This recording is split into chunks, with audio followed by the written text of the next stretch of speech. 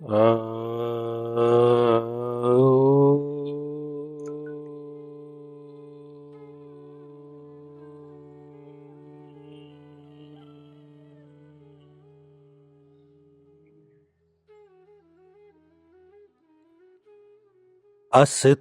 मा सद्गमय तमसो मा ज्योतिर्गमय मृत्योर्मा अमृतं गमय। ओम पूर्णमदः पूर्णमिदं पूर्णात् पूर्णमुदच्यते पूर्णस्य पूर्णमादाय पूर्णमेवावशिष्यते। ओम शांति शांति शांति। मेरे बहुत ही प्रिय और बेहद सम्मानित साथियों, हृदय की असीम गहराइयों से अभिनंदन, बहुत बहुत हार्दिक स्वागत। साथियों, किसी भी प्रकार की धातु का, किसी भी प्रकार के मेटल का अपना शास्त्र होता है। केमिस्ट्री में हम उसको गहराई से पढ़ते भी हैं और इसका बहुत ही अधिक महत्व पूजन के दौरान भी रहता है। जब भी हम पूजन की प्रक्रिया कर रहे हैं, मंत्र उच्चारण की कोई प्रक्रिया कर रहे हैं, किसी प्रकार की साधना विशेष कर रहे हैं, किसी प्रकार के ग्रह विशेष की साधना कर रहे हैं, उसमें अत्यंत आवश्यक है ये जान लेना, ये समझ लेना और इसको अप्लाई कर देना कि उसके निमित्त हमने जो नैवेद्य, हमने जो दीप प्रज्वलन, हमने जो अक्षत या पूरी जो सामग्री है वो किस धातु के पात्र में सजाई है। जी हां, बड़ा महत्व है इसका। तो आज के इस एपिसोड में हम यही जानने का प्रयास करेंगे कि किसी ग्रह विशेष की आराधना के समय जो निमित्त सामग्री है वो किस धातु की हो, किस धातु का क्या प्रभाव होता है। तो इस पर हम विस्तार से चर्चा करें इससे पहले एक बेहद जरूरी सूचना। आप लोगों के बहुत बड़ी संख्या में कमेंट्स आते हैं जिसमें प्रायः ये पूछा जाता है कि आचार्य जी, मेरा विवाह संपन्न नहीं हो रहा है। तो इस बड़ी ही कठिन समस्या का बेहद ही आसान उपाय, वैदिक उपाय, चमत्कारिक उपाय और शीघ्र ही असर करने वाला उपाय लेकर के आए हैं। बहुत ज्यादा आपको देर करने की भी कोई आवश्यकता नहीं है, क्योंकि 22 अप्रैल 2023, जी हां, अक्षय तृतीया का दिन है। तो इस दिन हम सौंदर्य लहरी महा अनुष्ठान इसका आयोजन कर रहे हैं। कैसे आप इसमें पार्टिसिपेट कर सकते हैं ऑनलाइन, कैसे आप अपनी जन्म पत्रिका के उन सब स्थितियों को पॉजिटिव कर सकते हैं जो आपके और विवाह के बीच में बाधा बन चुके हैं। तो अतिशीघ्र विवाह के इच्छुक सभी भाइयों बहनों से यही प्रार्थना है कि आप अतिशीघ्र इसमें यदि लाभ लेना चाहते हैं तो टेलीफोन के माध्यम से इसके लिए संपर्क अवश्य करें। तो आइए साथियों, बात करते हैं आज के मुद्दे की। होता यह है अक्सर कि हम हमारी सुविधा के अनुसार या उपलब्ध धातु के अनुसार ही पूजा अर्चना करना प्रारंभ करते हैं और आजकल जो प्रचलन है वो है स्टील के सामग्रियों का। और स्टील के, क्योंकि उसको साफ करने में आसानी होती है, देखने में चमकदार लगते हैं, तो ये एक सुविधा हो गई। परंतु स्टील के पात्र में पूजा शास्त्र सम्मत नहीं है, विज्ञान सम्मत भी नहीं है। आपने अक्सर देखा होगा बड़े बड़े जो मंदिर हैं, बड़े बड़े पीठ हैं, ज्योतिर्लिंग हैं, तो मंदिर जितना ज्यादा, अगर उस मंदिर की आय अधिक है, क्योंकि आय भी, आर्थिक भी एक बड़ा पक्ष है, तो सोने के छत्र से उसको सजाया जाता है, सोने के लेप से या सोने के सिंहासन से या किसी मूर्ति विशेष को सोने के आभूषणों से सजाया जाता है। सोना यदि उपलब्धता में यदि नहीं है तो फिर चांदी का प्रयोग किया जाता है। अब साधारण लोग, हम आप जैसे लोग, हम सोना या चांदी जो है उसको अफोर्ड नहीं कर सकते, हमारी अपनी मजबूरियां हैं। तो हमें किस धातु का प्रयोग करना चाहिए, ये जान लेना बड़ा महत्वपूर्ण है।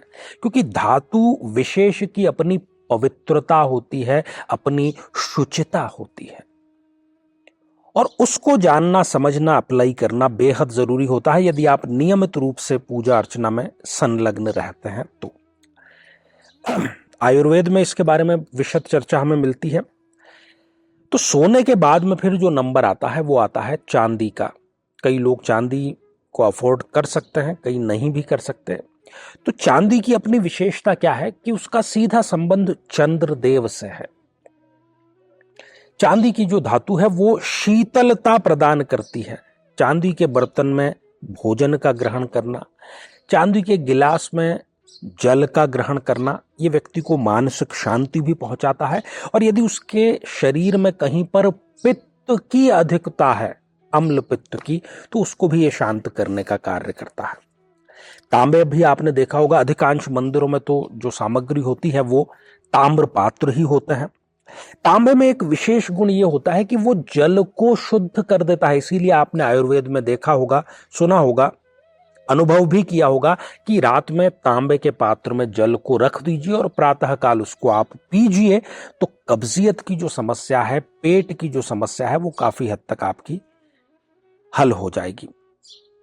और तांबे का जो पात्र है वो नित्य प्रक्षालन उसका करना, सफाई उसकी करना बेहद आवश्यक होता है। इसी प्रकार से जो कांसा है या पीतल है, इसका भी अपना विशेष महत्व है। इनकी पवित्रता पर भी किसी भी प्रकार का कोई प्रश्न चिन्ह नहीं लगाया जा सकता, और ये कफ नाशक होते हैं। पीतल की यदि हम बात करें तो यदि कफ की अधिकता है और आप पीतल के भोजन जो है, पीतल के, बल्कि कहना चाहिए कि पात्र में भोजन करते हैं, तो कफ की समस्या आपकी काफी हद तक स्वतः ही हल हो जाएगी।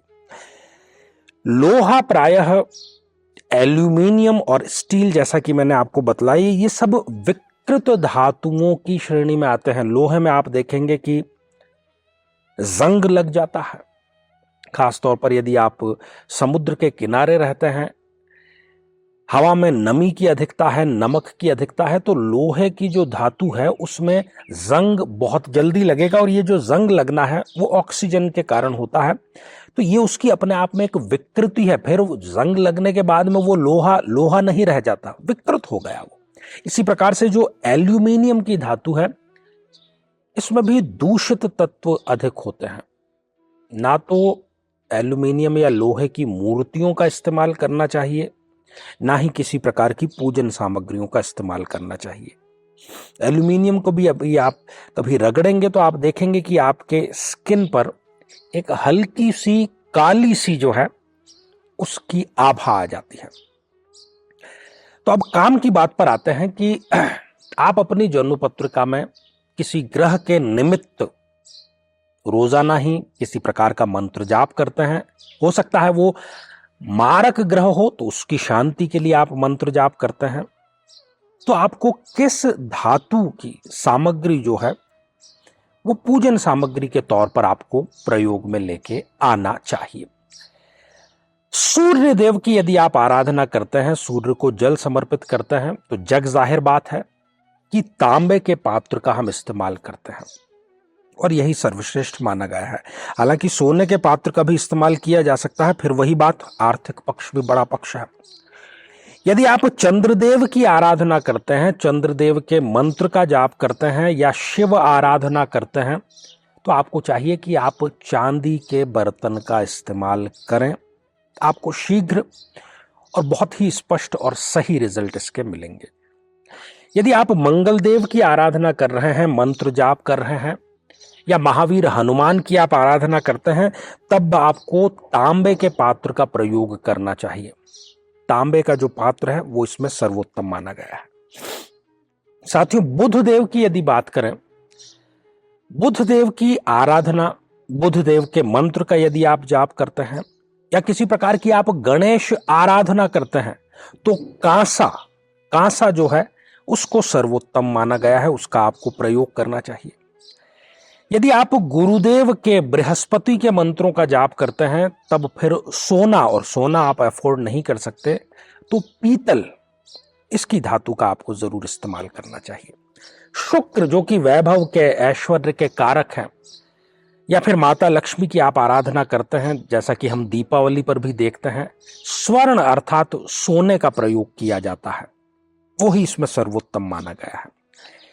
शनिदेव की आराधना लोहे के पात्र में की जा सकती है। हाँ, यहां पर ये एक प्रकार से हम कहें कि अपवाद की स्थिति है, इसको मानना होगा। राहु देव के मंत्र जाप, राहु देव की आराधना किसी प्रकार का आप करते हैं और उसमें जो निमित्त सामग्री है उसमें आपको पंच धातु का प्रयोग अवश्य करना चाहिए। और केतु देव की जहां तक बात है तो उनको अष्ट धातु के पात्र, अष्ट धातु के बर्तन इसी में करें तो आपको सर्वश्रेष्ठ रिजल्ट मिलेंगे। तो साथियों, ये जानकारी थी पूजन सामग्री से संबंधित, धातुओं से संबंधित। इस प्रकार के कुछ प्रश्न भी हमें मिले थे, तो हमें लगा कि इस प्रकार की एक विस्तार से चर्चा की जानी जरूरी है। तो जरूर ही आपको अपनी आवश्यक जानकारी मिल गई होगी। और आज के लिए केवल इतना ही, इसी मंगल कामना के साथ में कि आप सभी स्वस्थ, समृद्ध और शांतिपूर्वक जीवन व्यतीत करें। नमस्कार।